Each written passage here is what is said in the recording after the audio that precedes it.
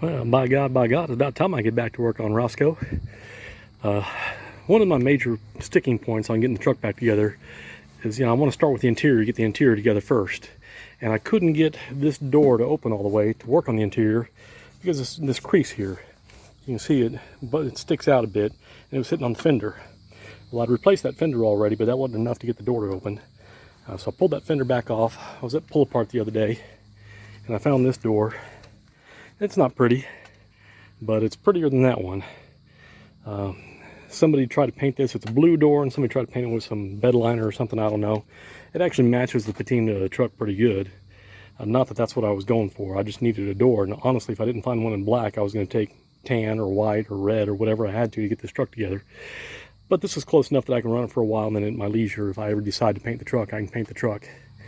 Right now I'm working on swapping things over. There's no window or regulator or anything in this, no door handle, no wiring harness. And this door here has got everything I need, so I got to break it down. I've already pulled off, if you never removed this piece from these before, you have to drill out the rivets. And I lost the corner tab there, but that's not a deal breaker on that. So the way to get these doors off. If you try to unbolt these hinges and pry the door off, you're never going to get it. They are glued on at the factory, and this glue is tough. Pull the pins for the door, and that's what I did. And the pins are a major point of problem on these doors. The bushings get old and wore out. You have this pin right here that controls the door detente, and you can see this one makes a zigzag. That's got to be replaced when I put this door on. And once you know it, I went and spent the money, and I've got the Cunningham machine kit here. This is a kit for 2 doors, and the other side door on this truck works fine. The passenger side door on that truck works fine. The driver side on that one is jacked, and this one's jacked. So 2 door pins.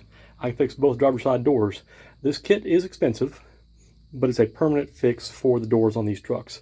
You can buy it from Cunningham Machine. I'll put a link down below, and it's supposed to be an easy drop-in, so that's my next task here, is to get this situated and knock the new bushings in and put the pins in place and see if I can get this. I've got to replace this one too. This, you grind the head off and you knock it out, and that's how you replace that one. And so I'll have to, and you can see the new one actually got a bolt that it just bolts in from the bottom. Let me see if I can find some grade 8 bolts instead of these, but these are supposed to be fine, so I may just stick with them. Anyways, I'm going to grind this off, knock that out. Like I said, for moving the door, the trick is to get these pins out. To get the pins out, basically there's supposed to be a C-clip on the top of this one and on the bottom of this one. You pop those off, and you can pop the pins out. This did not have those pins in place. They were missing, or those clips in place. They were missing. I just knocked the pins out with a hammer. I did have to use my vice grips. I got this one about halfway out, and it didn't want to go any further, and so I put my vice grips on it, and then I just hammered up on the vice grips, and that knocked that out. It came out real easy. It wasn't a problem. Your mileage may vary. And then knocking the bushings out, I just basically tapped them out with a hammer as far as I could, and then pried under the lip with a screwdriver very carefully. They're brass, so they fall apart real easy. But just take your time, go easy on them, try not to break them apart too much, and you can get them out. And if it comes down to it, you can always use one of your old pins as a punch.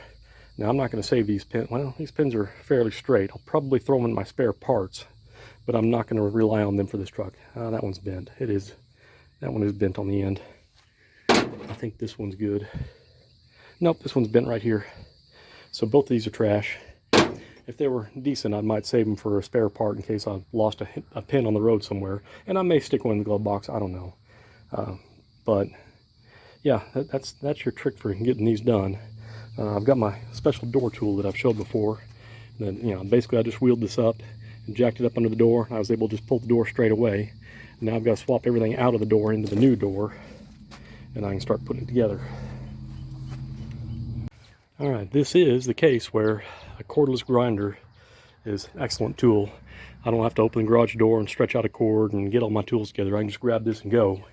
Always wear your safety gear. The one thing I don't like, this uses a proprietary grinding disc pattern. and so I have to buy their brand of discs. So I won't recommend it because of that. I'd like a generic style disc, and maybe there's a way to change the hub on it. I don't know. I hadn't looked at that yet. It's brand new. I just got it, used it a couple times. Love the cordless aspect. Don't like the proprietary aspect. So let's get this ground off. All right, it took about 10 seconds. I got in the middle a little bit, but not bad. I'm going to use this pin to punch that piece out. All right, so this just basically, that top piece there is pretty much all that was holding this in. The knurl wasn't doing anything anymore. I hit it about 5 times and the whole thing dropped out in one go. Nice and easy. All right, all it took was some light tapping. That's in place now. I just got to tighten this down, and that part of the job will be done. Easy peasy, good and greasy. All right, the bushings here look like they're going to be a little tighter. And what I need to do, honestly, is get a drill bit that's the right size and very carefully drill these out just a little bit, clean up the stuff. The knurl, it's not the knurl that's keeping it from going in. It's these holes are a little bit out around and they're banged up. This one specifically is out around. Maybe I need to hammer that in a little bit. I don't know. I don't want to remove too much metal if I don't have to. But I want these to go in nice and snug. I don't want them to have any looseness at all. If they're loose, this is going to be a temporary repair. If they're good and snug and tight, it's a permanent repair. So let's see what it takes to get them in.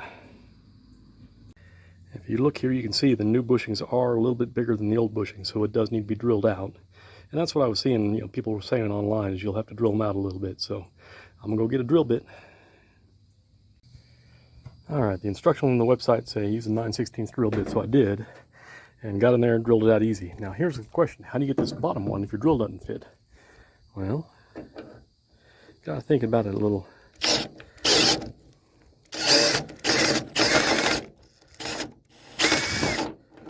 Boom, there we go. That's how I'm gonna get the bottom one. And the bushings with the hole drill, the bushings sit in there, but they don't go down all the way. They have to be pressed in. And to do that, I'm going to get a nut and a bolt and washer and cinch together with that to get that stuck down in there. So I'll show that when I get there.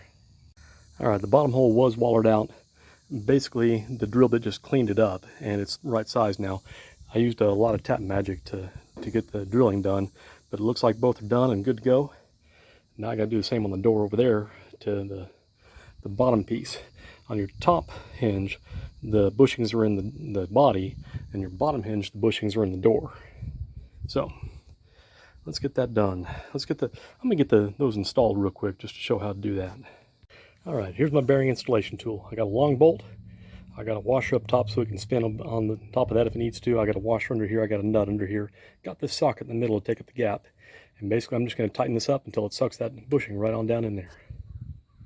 All right, make sure you pay attention to which way these bushings go in. This top one goes in from the top, the bottom one goes in from the bottom. If you get it backwards, you're going to have to knock them back out, and that's going to be a pain in the butt. The door clamshells it, and on the bottom, this clamshells the door. And so you want this flange between the clamshell and the inner hinge. So I've got this set up. I'm going to try to make sure I keep this straight while I'm screwing it in, and yeah, I'll have the bushings on this. I'll have the upper bushings on this door done. Shazam! And that looks like that'll work. Alright, I just realized I made a mistake. Kind of. No, I did it right. This one, the bushings are different sizes on the inside, and I just happened to luck out and get it correct, because this one goes in from the bottom up. So, it's... Or did I get it wrong?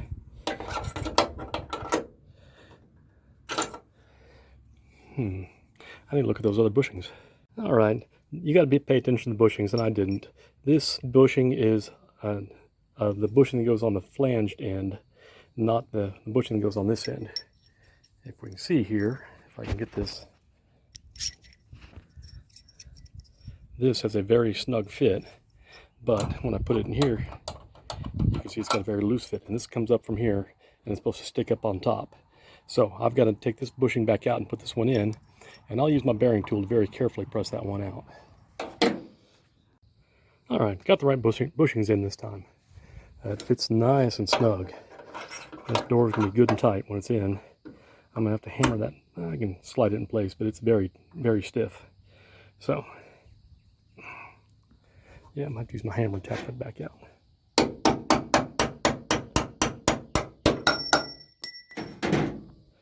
All right, now do the other door. All right, this is the one that sucks. I can't get in there, and I can't get in there. How do I drill this out? I've got a spare 9/16 drill bit in the shop. I think I'm going to go out there and cut about an inch or so off the end of it. And I've got an angled head drill somewhere. It's air drive, so that's going to be really noisy. But if I can get the angle drive and the shorter bit, I should be able to go through and get both of them. I've just got to make sure that bit will chuck up in that angle bit. I don't know if it's a 1/2 inch chuck, if it's got a 3/8 chuck. We'll see. Alright, so my angled head drill only has a 3/8 chuck on it. I cut this and it's shorter, and it's still nowhere near enough. I could probably cut another inch off of it safely. Well, the problem is it's got a step here, so even if I cut it shorter, I wouldn't be able to chuck this part into here.